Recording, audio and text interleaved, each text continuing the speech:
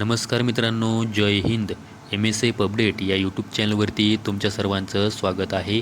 MSFबद्दल जी काही महत्त्वाची माहिती आहे ती यूट्यूबच्या माध्यमातून आपल्यापर्यंत पोहोचवण्याचा मी प्रयत्न करत असतो. जर तुम्ही आपल्या यूट्यूब चॅनलवरती नवीन आला असाल तर आपल्या यूट्यूब चॅनलला नक्की सबस्क्राईब करा. त्याचबरोबर व्हिडिओ आवडल्यास व्हिडिओला लाईक आणि हाईप नक्की करा.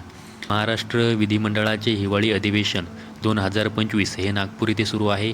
तर त्या अधिवेशनामध्ये महाराष्ट्र सुरक्षा बलातील जवानांचा पगारवाढ करण्यासंदर्भामध्ये त्याचबरोबर त्यांना कायमस्वरूपी करण्यासंदर्भामध्ये काय चर्चा झाली याविषयी आपण आजच्या व्हिडिओमध्ये माहिती पाहणार आहोत.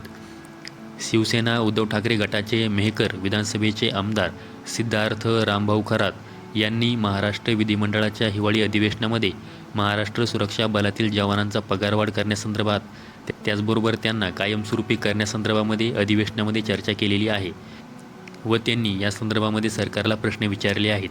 महाराष्ट्र सुरक्षा बलातील जवानांना फक्त 19,000 रुपये पगार देण्यात येतो, तर त्या पगारामध्ये वाढ करण्यात यावी. त्याचबरोबर त्या जवानांना कॉन्ट्रॅक्ट स्वरूपामध्ये न ठेवता त्यांना सेवेमध्ये कायमस्वरूपी करण्यात यावं अशी मागणी त्यांनी केलेली आहे.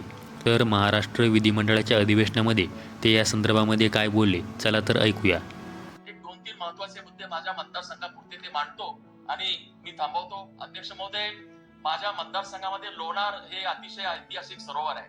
या लोणार सरोवराचं पाण्याची पातळी सतत वाढते आहे आणि त्यामुळं त्या लोणार सरोवरामध्ये असलेल्या काठावरच्या मंदिरामध्ये 4-4 फूट पर्यंत पाणी वाढलेलं आहे. तिथली जैविक संपत्ती नष्ट होत आहे.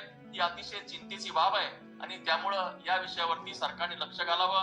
महाराष्ट्र सुरक्षा बल जे आहे त्याच्यामध्ये जी काही लोक काम करतात ती फक्त 19,000 रुपये त्यांना मानधन मिळतं.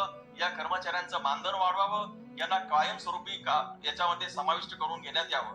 तसंच बुलढाणा जिल्ह्यामध्ये 102 रुग्णवाहिका वाहन चालकांना मागील 18 महिन्यापासून शिवसेना उद्धव ठाकरे गटाचे मेहकर विधानसभेचे आमदार सिद्धार्थ रामभाऊ खरात हे महाराष्ट्र विधिमंडळाच्या अधिवेशनामध्ये MSF जवानांसंदर्भात काय बोलले तुम्ही ऐकलंच आहे.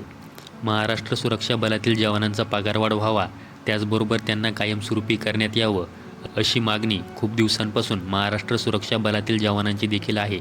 आता सरकारने यावरती लवकरात लवकर निर्णय घ्यावा व जवानांसाठी आनंदाची बातमी द्यावी. महाराष्ट्राचे मुख्यमंत्री तथा गृहमंत्री देवेंद्र फडणवीस साहेब जेव्हापासून सत्तेत आले आहेत तेव्हापासून महाराष्ट्र राज्य सुरक्षा महामंडळाकडे मोठ्या प्रमाणामध्ये नवीन आस्थापना आल्या आहेत.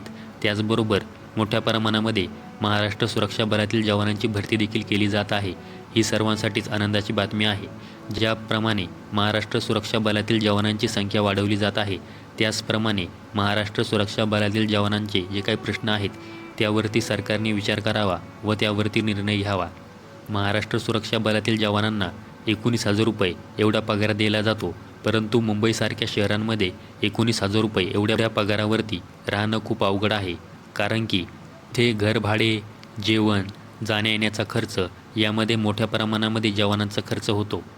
त्यामुळे सरकारने या सर्व गोष्टींचा विचार करता महाराष्ट्र सुरक्षा बलातील जवानांची पगारवाढ करावी, बरोबर त्यांना कायमस्वरूपी सेवेमध्ये घेण्यात यावं, बरोबर महाराष्ट्र राज्य सुरक्षा महामंडळाच्या ज्या काही आस्थापना आहेत त्यामध्ये वाढ करण्यात यावी, जेणेकरून जवानांच्या बदलीचा मार्ग देखील मोकळा होईल. अधिवेशनाच्या माध्यमातून MSF असेल, होमगार्ड असेल, सुरक्षारक्षक महामंडळ असेल, या सर्वांचे प्रश्न सरकारने विचारात घेता त्यावरती निर्णय घ्यावा. महाराष्ट्र सुरक्षा बलातील जवानांचा पगारवाढ त्याचबरोबर त्यांना कायमस्वरूपी करण्यासंदर्भामध्ये अधिवेशनामध्ये काय चर्चा झाली ही माहिती तुम्हाला द्यायची होती, त्यामुळे आजचा व्हिडिओ बनवलेला आहे. अशाच माहितीसाठी MSF अपडेट या आपल्या यूट्यूब चॅनलला सबस्क्राईब करून ठेवा. त्याचबरोबर व्हिडिओ आवडल्यास व्हिडिओला लाईक आणि हाईप नक्की करा. संपूर्ण व्हिडिओ पाहिल्याबद्दल धन्यवाद.